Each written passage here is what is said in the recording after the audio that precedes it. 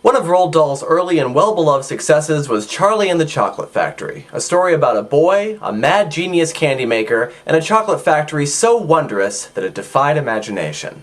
Since its publication in 1964, the story has inspired two movies from Warner Brothers. One released in 1971, directed by Mel Stewart and starring Gene Wilder, Jack Albertson, and Peter Ostrom, and with a screenplay written by Roald Dahl himself.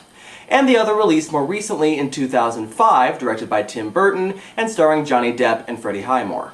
Both of these movies were well received by audiences, and it's honestly hard to decide which one I should compare to the book, as they both use the book as their primary source material, and they're both fairly well known and of decent quality. As such, I've decided to do both. A later review will focus on the 2005 Tim Burton movie, but this is Books vs. Movies review of Charlie and the Chocolate Factory versus Willy Wonka and the Chocolate Factory.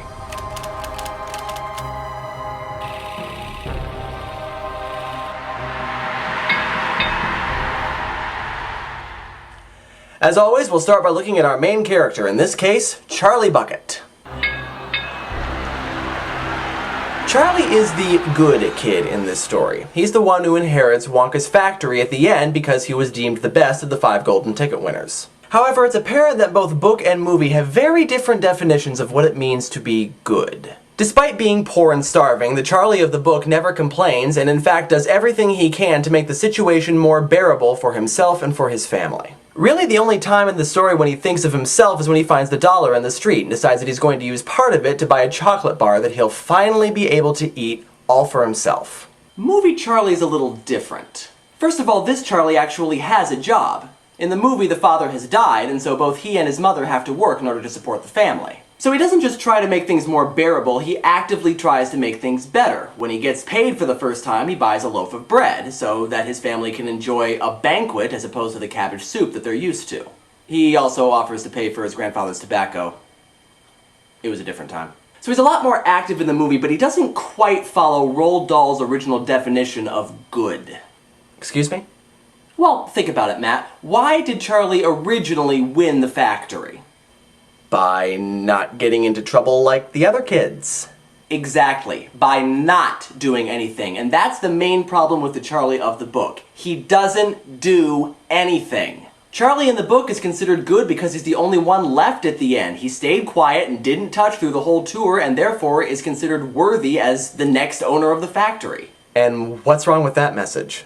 Oh, absolutely nothing. But here's the thing. In order to take over Wonka's factory, it's reasonable to assume that you should have at least a little bit of imagination. Take risks every now and then, just like Wonka does.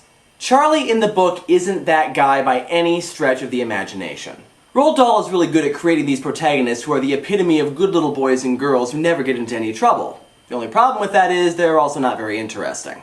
In the movie, Charlie does actually act like a kid, especially when it comes to how invested he is in the golden ticket contest. He wants to find a golden ticket as much as anybody. In fact, he says he wants to find one more than anybody. Plus, when he's in the factory, he actually does get into trouble when he and Grandpa Joe steal the fizzy lifting drinks. And he gets into trouble for the same reason that the other kids do. He impulsively tries to take something from the factory for himself. The only difference is that instead of getting turned into a blueberry or sent down the garbage chute, he and Grandpa Joe just get a good scare.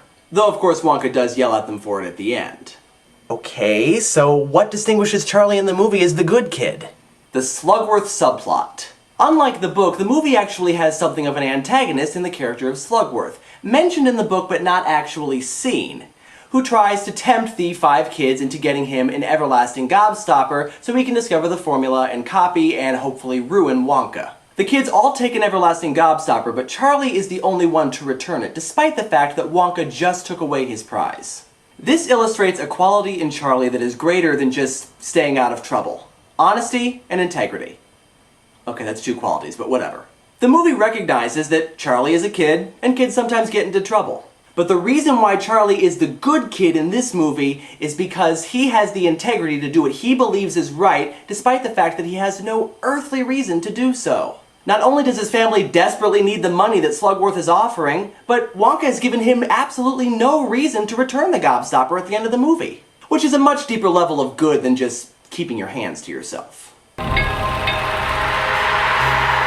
But in this debate, there is more than one title character, so now that we've looked at the title character of the book, let's look at the title character of the movie.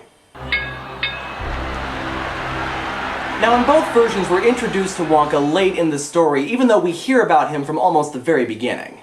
Wonka is a mysterious man in both book and movie, but there are a few more stories about him in the book. The movie basically focuses on why the factory closes, but the book actually starts with 3 or 4 chapters about Wonka and his brilliant candy-making skills, which gives us a little bit more wonder about him. When we finally do meet him, Wonka is introduced as a man with boundless energy and a sort of eccentricity bordering on madness. His entrance in the movie presents us with both. It also introduces us to a character who's not always completely truthful. You can never tell from one minute to the next whether or not Wonka is telling you the complete truth, which really deepens the mystery about him. Wonka in the movie doesn't have quite as much of the endless enthusiasm that Wonka in the book has. He's friendly, but he's very calm. It almost feels like he's giving them cursory greetings at the beginning. The book Wonka seemed genuinely thrilled to see everyone. Book Wonka also captured the energy a little bit better. He seemed a lot like a hyperactive child, which for somebody who works in a candy factory kind of makes sense. Movie Wonka, though he was always hurrying them along during the tour, was a little bit more reserved. But in a way, that's one of the cooler things about Movie Wonka. Very little phases him.